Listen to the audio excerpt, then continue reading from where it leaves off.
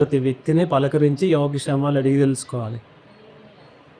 ఏమన్నా వాళ్ళకి తేడా ఉంది అనుకుంటే వాటి గురించి ప్రార్థన చేయాలి, అంతే కదా. తెలుసుకోకుండా ఎలా ప్రార్థన చేస్తాం? నాకు నేనే అంటే కుదరదు. సంఘంలో మనందరం కలిసి మెలిసి క్రీస్తుని ఆరాధించాలి. నా ఆరాధన నేను చేసుకుంటాను, నీ ఆరాధన నువ్వు చేసుకో అనుకుంటే మనం మందిరానికి రావాల్సిన అవసరం లేదు. సంఘం అనేది అవసరం లేదు, ఇంట్లోనే ఆరాధన చేసుకోవచ్చు కదా.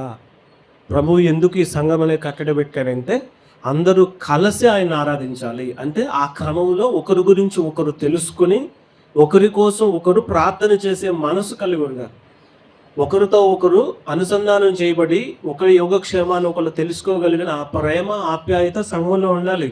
ఈ రోజున సమాజంలో కొదువవుతుంది అదే. సమాజంలో అందరూ స్వార్థంతో నింపబడ్డారు, సంఘంలోనికి కూడా అదే స్వార్థం వచ్చేసింది ఈరోజు.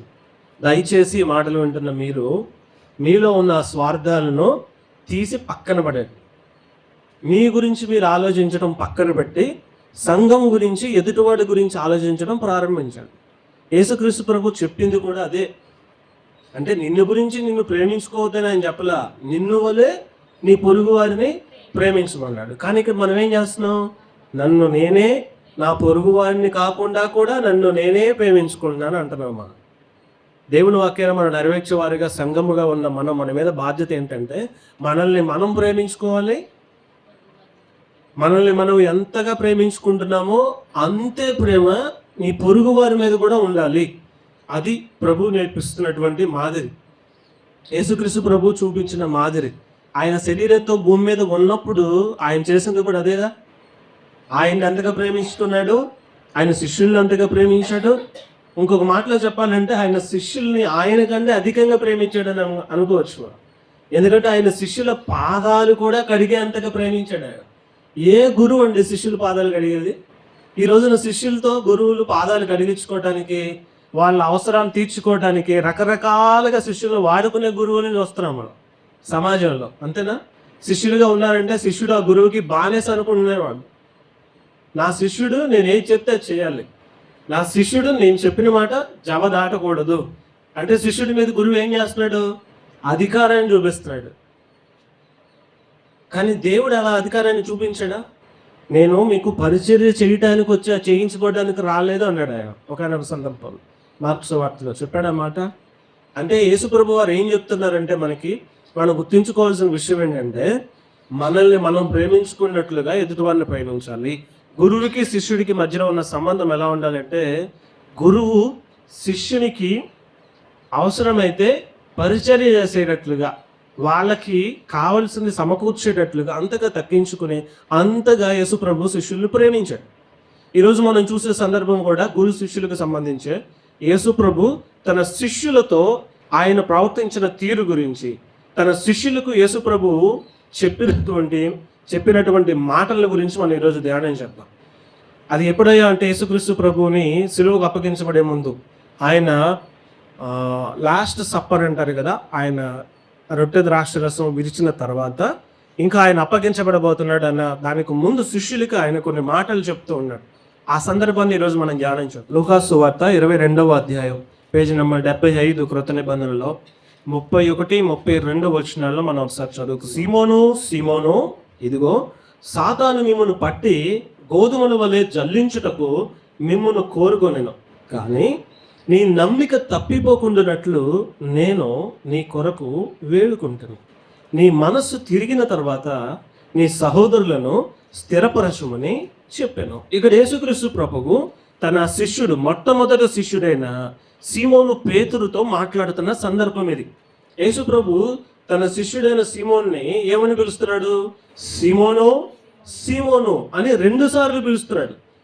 యేసు ప్రభు ఎవరినైనా 2 సార్లు పిలిచాడు అంటే దాని అర్థం ఏంటయ్యా అంటే వాళ్ళని హెచ్చరిస్తున్నాడు అని, వాళ్ళకు ఒక హెచ్చరిక జారీ చేస్తున్నాడు అని దాని అర్థం.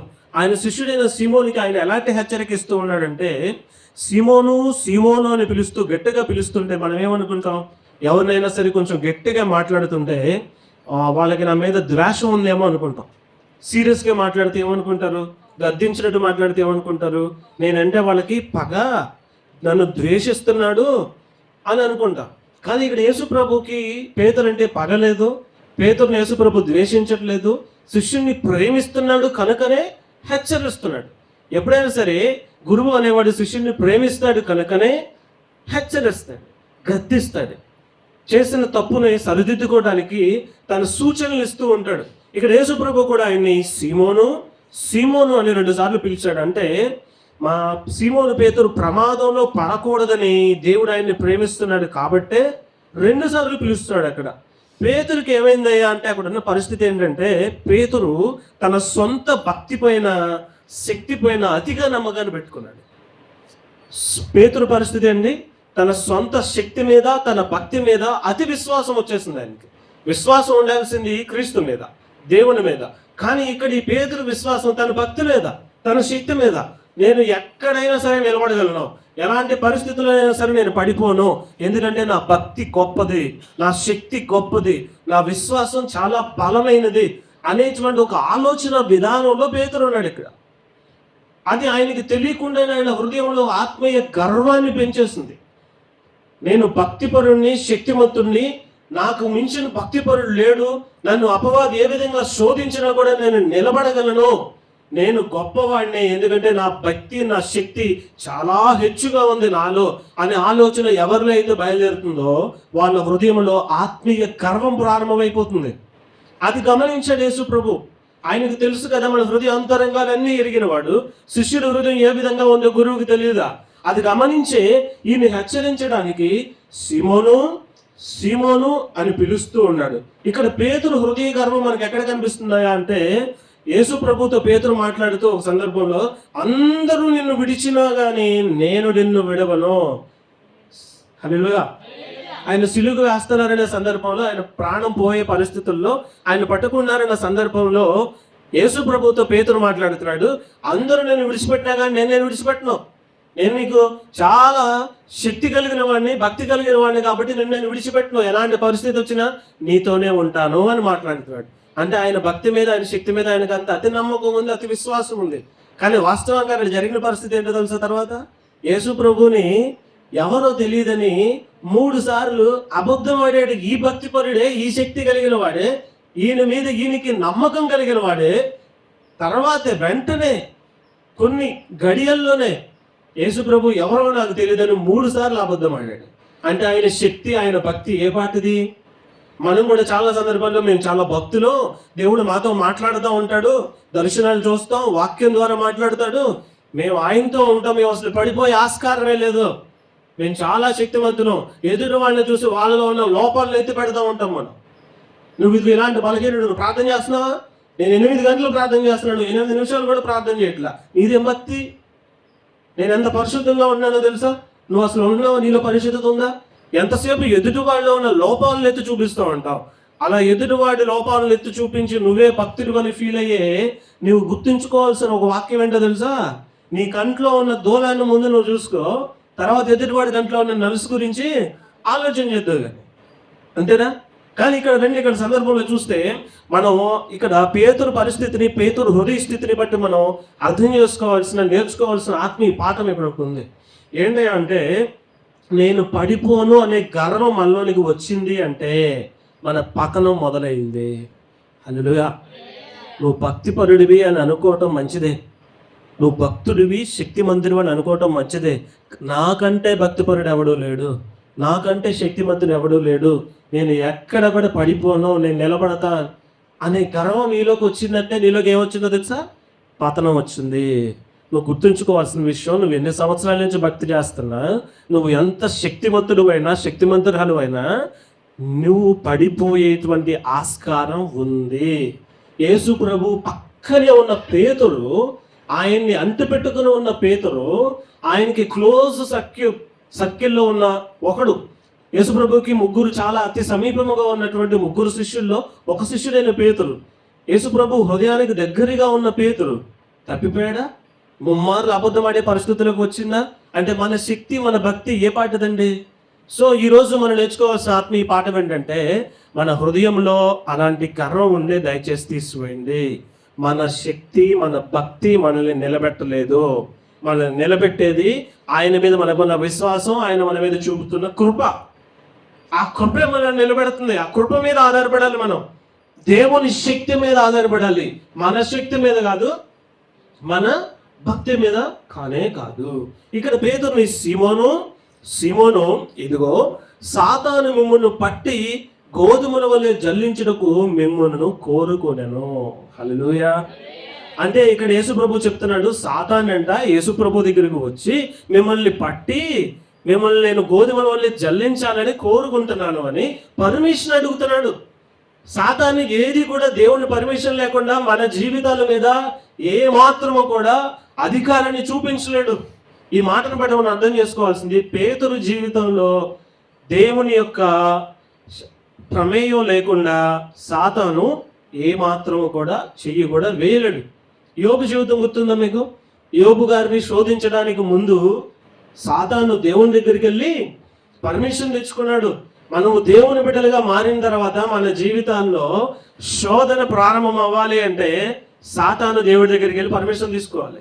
ఇక్కడ పేతురుని శోధించడానికి పేతురుతో పాటు ఆయన శిష్యులు మిమ్మలను అని మాట్లాడుతున్నాడు. ఇక్కడ అదేనా ఉంది చూడండి, ఇదిగో సాతాను మిమ్మును పట్టి గోధుమల వలె జల్లించుటకు మిమ్మల్ని కోరుకొనెను. అంటే ఆయన శిష్యులుగా ఉన్న మనం, ఇక్కడ శిష్యులు అంటే ఎవరంటే ఆయన ఎవరైతే నమ్మి విశ్వాసం వచ్చి ఆయన యందు విశ్వాసముతో ఆయన సన్నిధికి వస్తున్న సంఘములో చేర్చబడుతున్నటువంటి ప్రతి విశ్వాసి కూడా ఆయనకి శిష్యుడే. యేసుక్రీస్తు ప్రభువు మరణానికి వెళ్ళిన తర్వాత ఆయన ఆరోహణమై వెళ్ళిపోయేటప్పుడు శిష్యులకి ఇచ్చినటువంటి కమాండ్ కూడా ఏంటంటే, మీరు సర్వ సృష్టికి వెళ్ళి సువార్తను ప్రకటించి వారిని శిష్యులుగా తయారు చేయండి అన్నాడు. ఆయన కమాండ్మెంట్ ఇచ్చాడు శిష్యులందరికీ, అందరూ శిష్యులుగా చేయాలని. సో విశ్వాసులైన మనం అందరము కూడా ఆయనకి శిష్యులమే. ఇప్పుడు ఆ శిష్యులైన వారిని సాతాను కోరుకుంటున్నాడంట. దేన్ని కోరుకుంటున్నాడు? గోధుమల వల్ల జల్లించడానికి. జల్లెల్లో వేసినప్పుడు గోధుమని జల్లించేటప్పుడు ఊపేటప్పుడు ఏం జరిగిద్దండి మీకు తెలుసుగా, మీకు అనుభవం ఉందిగా. జల్లెడ్లో మీరు వేసి జల్లిస్తూ ఉంటారుగా. ఏదైనా గింజను జల్లెల్లో వేసి జల్లించినప్పుడు, గోధుమ గింజను జల్లెల్లో వేసి జల్లించినప్పుడు అందులో నుంచి జారి కింద పడేది ఏంటదండి? పొట్టేగా. గింజ పడుతుందా? పడదు. ఇక్కడ అపవాది పేతురుని గోధుమలో జల్లెల్లో వేసి జల్లించడానికి పర్మిషన్ అడుగుతున్నాడు. అంటే అపవాది పేతురుని శోధించడానికి పర్మిషన్ అడిగితే దేవుడు అపవాదికి ఆ అవకాశాన్ని ఇచ్చాడు, పేతురుని శోధించే అవకాశం ఇచ్చాడు. అంటే మీరు గమనించండి, అపవాది మిమ్మల్నైనా నన్నైనా శోధిస్తున్నాడు అంటే ఆ శోధనలో దేవుడు మనకి పెట్టే పరీక్ష కూడా ఉంది. హల్లెలూయా. పొట్టు మాత్రమే కిందకి పడిపోయేలాగా దేవుడు పరీక్షిస్తాడు మనల్ని. పొట్టు పడిపోవాలి కానీ గింజ పడిపోకూడదు. గింజ అంటే ఆయన మీద మనకున్న విశ్వాసం. ఆ విశ్వాసం పడిపోకుండా మనలో ఉన్న పొట్టు, అప్పుడప్పుడు వచ్చే ఈ గర్వం, హృదయ గర్వము, ఈ అవిశ్వాసపు ఆలోచనలు కొన్నిసార్లు మనకు వచ్చే ఆ పొట్టు జల్లించబడాలి. సాతానికి మనల్ని అప్పగించినప్పుడు మనకి ఎదురయ్యేటువంటి ఆ పరీక్షలు ఏంటో తెలుసా? ఆర్థిక ఇబ్బందులు. అలా ఊపేటప్పుడు మన జీవితంలో ఆర్థిక ఇబ్బందులు వస్తాయి, అనారోగ్యాలు వస్తాయి, కొన్నిసార్లు అనుమానాలు వస్తాయి. అర్థమవుతుందా? ఆర్థిక ఇబ్బందులు, అనారోగ్యాలు, అనుమానాలు, ఇట్లాంటి ఊపిళ్ళు వస్తాయి మన జీవితంలోనికి. అంటే మనం జల్లెల్లో వేయపడ్డాం. సాతాను సహాయంతోనే దేవుడు మనల్ని పరీక్షిస్తున్నాడు. ఆ పరీక్షలో మనలో ఉన్నటువంటి విశ్వాసం నిలబడాలి. మనలో ఉన్నటువంటి ఆ పొట్టు అంతా ఏమైపోవాలి? ఆ జల్లెల్లో పొట్టు అనేటువంటి ఆ అవమానం, అనుమానం, అవిశ్వాసం ఏమవ్వాలి? అందుకే దేవుడు మన జీవితాల్లో కొన్ని అనుమతిస్తాడు. అలా అనుమతించినప్పుడు మనం లోబడి దేవుడిని విడిచిపెట్టకుండా అంటు పెట్టుకుని ఉండాలి, దేవుడితోనే ఉండాలి. అప్పుడు ఏమవుతుందండి? పొట్టు మొత్తం క్లియర్ అయిపోతుంది. సాతాను ఉద్దేశం ఏంటి ఇక్కడ?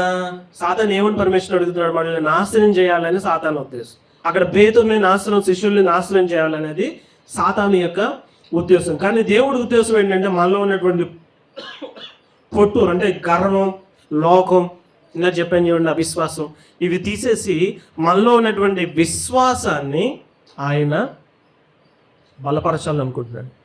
మనలో ఉన్న విశ్వాసాన్ని వెలికి తీయాలనుకుంటున్నాడు. శ్రమలు వచ్చినప్పుడేగా, శోధనలు వచ్చినప్పుడేగా మనలో ఉన్న విశ్వాసం బయటకు వచ్చేది. అవునంటారే కాదంటారే? ఇప్పుడు మట్టి పాత్ర ఉందండి, ఒక కుండ. ఆ కుండ కింద పడి పగిలిపోయింది అనుకోండి. పగిలిన కుండని మరలా ఎవరైనా తీసి అతికించి దాన్ని నమ్మితే మీరు ఎవరైనా కొంటారా?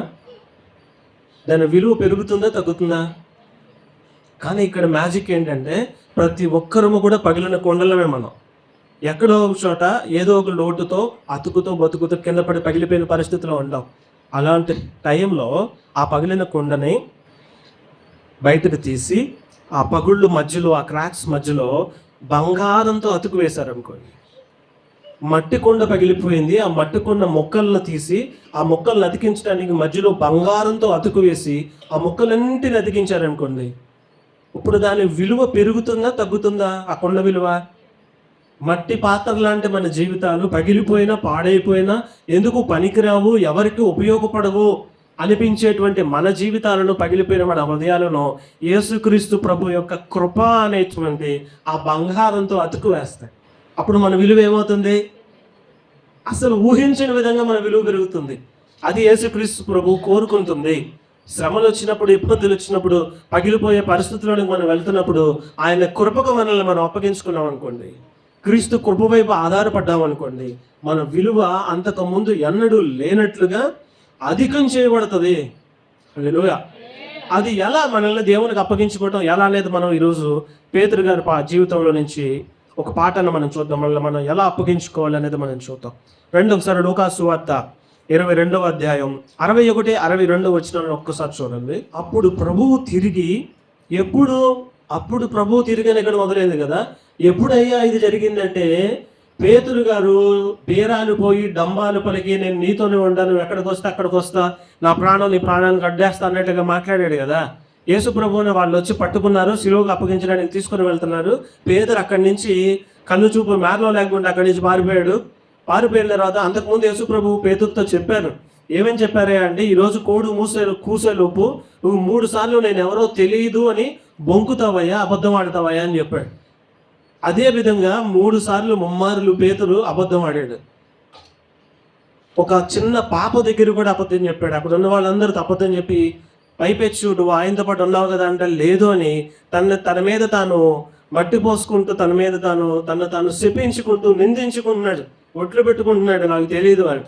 ఆ సందర్భంలో అప్పుడు ఇదంతా జరిగిన తర్వాత అప్పుడు ప్రభువు తిరిగి పేతురు వైపు చూచిన గనుక, పేతురు నేడు కోడి కూయక మునుపు నీవు ముమ్మారు నన్ను ఎరుగనందు అని ప్రభువు తనతో చెప్పిన మాట జ్ఞాపకము చేసుకుని వెలుపలకు పోయి సంతాపపడి ఏడ్చెను. హల్లెలూయా. పేతురుకి వెంటనే గుర్తొచ్చింది యేసు ప్రభు చెప్పిన మాట. నువ్వు ముమ్మారు నేను ఎవరో తెలియదని బొక్కుతావు, అబద్ధం ఆడతావు అని చెప్పిన విషయం యేసు ప్రభు పేతురుని చూసిన వెంటనే, దేవుని చూపు మనకి కనిపించిన వెంటనే, మనం ఉన్న స్థితిలో ఆయన మనల్ని దర్శించిన వెంటనే, ఆయన మనల్ని చూసిన వెంటనే, ఆయన మనల్ని చూస్తున్నాడని మనకి అర్థమైన వెంటనే మన స్థితి మనకు అర్థమవుతుంది, గుర్తుకొస్తుంది. అది మనకి పశ్చాత్తాపాన్ని గుర్తుకు చేయాలి, పశ్చాత్తాపాన్ని తీసుకుని రావాలి. ఎవరు ఒక మురికి క్లాత్ని, మసిగుడ్డని ఒక మాటలో చెప్పాలంటే తీసుకువెళ్ళి సూర్యకాంతి కింద ఎండలో పెట్టారనుకోండి, ఆ లైటింగ్లో ఆ క్లాత్ మీద ఉన్నటువంటి మురికి ఎంత స్పష్టంగా కనిపిస్తుంది. మనం కూడా ఆ మురికి పాత్రలాగా, మురికి గుడ్డలాగా ఉన్న మనం కూడా ఆ క్రీస్తు వెలుగు కిందకి వచ్చినప్పుడు, ఆయన మనల్ని చూసినప్పుడు మనలో ఉన్నటువంటి ఆ లోపాలన్నీ కూడా స్పష్టంగా బహిర్గతం అవుతాయి, బట్టబయలవుతాయి. ఆ బట్టబయలైనప్పుడు మనలోనికి రావాల్సింది ఏంటంటే, అయ్యో నేను పాపం చేశానే అని దాన్ని ఏమంటారు, గిల్ట్ ఒకటే కాదు, అపరాధ భావం మాత్రమే కాదు, పశ్చాత్తాపం రావాలి. ఆయన పరిశుద్ధత ముందు నా అపవిత్రత ఎంత దారుణంగా ఉంది, ఆయన ముందు నేను నిలవగలనా? పశ్చాత్తాపం మనలోనికి వచ్చినప్పుడు ఆ పశ్చాత్తాపమే మొదటి మెట్టు దేవుని క్షమాపణ మనం పొందుకోవడానికి, దేవుని కృపను మనం స్వీకరించడానికి మనకు వచ్చేటువంటి పశ్చాత్తాపమే మొట్టమొదటి మెట్టు. ఇక్కడ యేసు ప్రభు వారు పేతురుని చూస్తున్నప్పుడు, నేను 3 సార్లు నువ్వు అబద్ధం ఆడతావు అని నేను చెప్పినట్లు నువ్వు అబద్ధం ఆడావా అని కోపంతో చూడట్లేదు. ఆయన చూపులో ఉన్న ఉద్దేశం ఏంటో తెలుసు. ఆయనకి ఈయన తప్పు చేస్తాడని ముందే తెలుసు, అయినా ఈయన్ని వదిలిపెట్టకూడదు, ఈయన విడిచిపెట్టకూడదు, ఈయనను స్వీకరించాలి అనే ఉద్దేశంతో జాలితో చూస్తున్నాడు. నువ్వు తప్పిపోయావు అని నాకు తెలుసు, అయినా కూడా నేను విడిచిపెట్టును, నీ తప్పిపోయిన స్థితిలోనే నువ్వు తిరిగి నా దగ్గరకు వస్తే, నీ హృదయాన్ని నాకు ఇస్తే, ఆ పగిలిపోయిన కొండని మరలా తిరిగి నా చేతులకి ఇస్తే, ఆ కొండని నేను బంగారంతో అతుకు వేసి, నా కృపతో దాన్ని అతుకు వేసి నీ విలువను పెంచుతాను. ఈ మాటలు వెంటనే నువ్వు ఈరోజు ఎలాంటి స్థితిలో ఉన్నా, పగిలిపోయిన స్థితిలో, చేయరాని తప్పు నేను ఏదో చేశాను, భయంకరమైన పాపపు కార్యం నేను చేశాను, ఇక నా బ్రతికి ఇంతే, ఇదే నాకు అంతం, ఇక నన్ను ఎవ్వరు క్షమించరు, నేను ఎవరికి ముఖం చూపించలేను, ఈ ముఖాన్ని ఎవరికి చూపించిన అవమాన బాధంతో నేను ఉండాలి, అందరూ నన్ను దోషిలాగా చూస్తారు, దొంగలాగా చూస్తారు, నన్ను ఒక పాపిలాగా ట్రీట్ చేస్తారు, నేను ఈ పాపం చేసిన తర్వాత ఎవరికి నా ముఖం నేను చూపించుకోలేను అని నిన్ను నువ్వు నిందించుకుంటూ, నాకు ఈ బ్రతుకు ఇంకా అనవసరం, నేను ఇంకా చనిపోవడమే నాకు శ్రేష్టమైంది, నేను ఈ భూమి మీద ఉండలేను, మరణమే నాకు శరణ్యమని చెప్పి నువ్వు మరణించాలని ఒకవేళ ఆలోచన చేస్తా ఉంటే, దేవుడు ఈరోజు పిలుపునిస్తున్నాడు.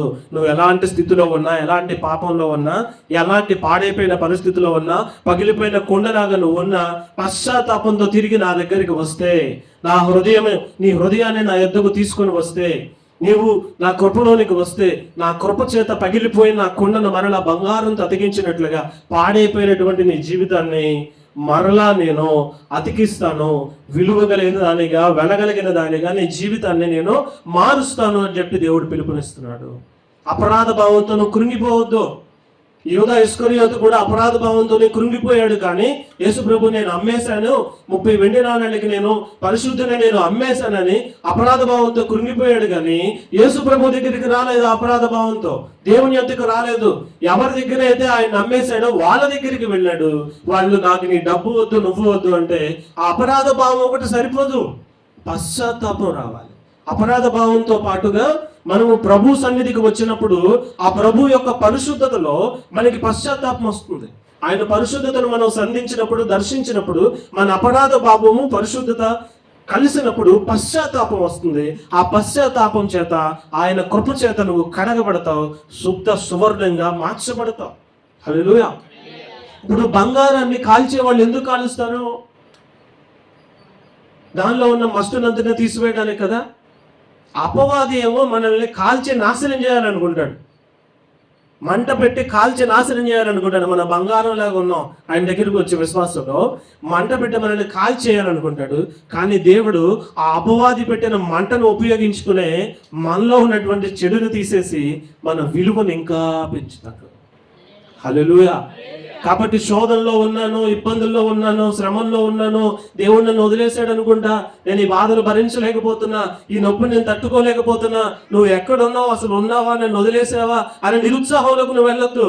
నీకు వచ్చే శ్రమల ద్వారానే, శోధనల ద్వారానే, ఆ అగ్ని ద్వారానే నీలో ఉన్న మలినాలన్నిటిని తీసి నిన్ను ఆయన పరిశుద్ధపరచబోతా ఉన్నాడు. నీ పరిస్థితిని మార్చబోతా ఉన్నాడు. నీ అపరాధ భావం పశ్చాత్తాపంగా మారినప్పుడు నీ విలువ రెండింతలు అవుతుంది. అంతకు ముందు లేని విలువని దేవుడు నీకు ఇవ్వడానికి ఇష్టపడుతూ ఉన్నాడు, సిద్ధపడుతూ ఉన్నాడు. నీవు మరలా పునరుద్ధరించబడాలి. పాత స్థితిలో నువ్వు ఉన్నావు, కరెక్టే, తప్పు చేసావు, పడిపోయావు, పాపంలోకి వెళ్ళావు, కరెక్టే, కాదనట్లా. అదే స్థితిలో నువ్వు మరలా తిరిగి దేవుని వద్దకు రా. దేవుడు నేను ఎలా మారుస్తాడో తెలుసా? అనేకులకు ఆశీర్వాదకరంగా మారుస్తాడు.